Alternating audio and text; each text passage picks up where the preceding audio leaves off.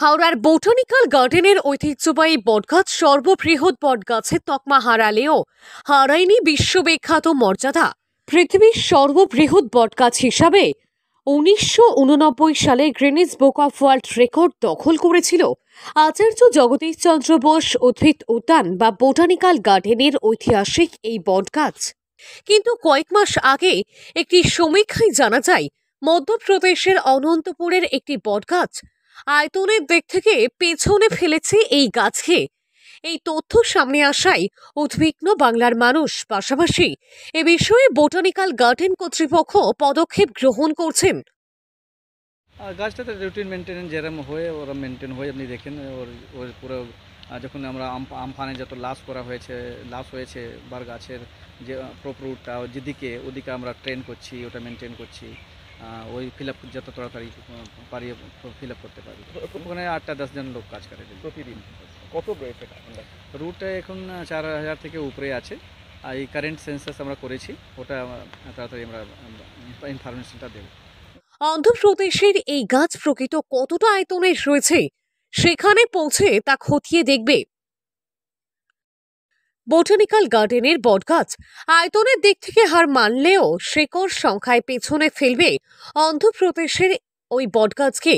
Botanical garden কর্তৃপক্ষ এ বিষয়ে জানান, অন্ধ্রপ্রদেশের ওই গাছে মাত্র 2000 রুট রয়েছে। আবার কি পৃথিবীর শ্রেষ্ঠ বটগাছের তকমা পাবে কি আশা করছেন? সবচেয়ে বড় যদি দেখবেন ওই যা গাছ সাথে ওর কম্পিটিশন হচ্ছে, ওর গাছটা তো বাইরে আছে, ন্যাচুরালাইজড আছে, এই বোটানিক্যাল গার্ডেন ভিতরে আছে। আর ওর এখনও 2000 প্রপরুট আছে, তো জড় আপনি দেখছেন প্রপরুটটা, কিন্তু এই এখন 5000 উপরে ক্রাস করে গেছে। তো ওই প্রপরুটে যদি দেখবেন তো এখনও এই বেশি আছে।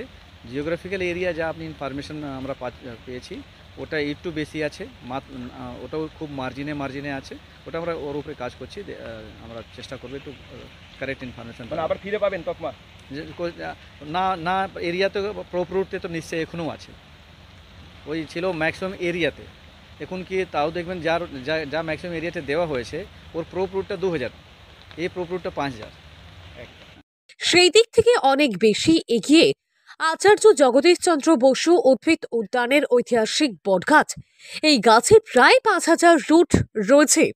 বিখ্যাত বটগাছ বিশালতার খেতাব হারালেও একটি গাছে সর্বাধিক রুট সংখ্যায় বিশ্ববিখ্যাত হয়ে গিনিস বুক অফ ওয়ার্ল্ড খেতাব দখল করবে এই বটগাছ।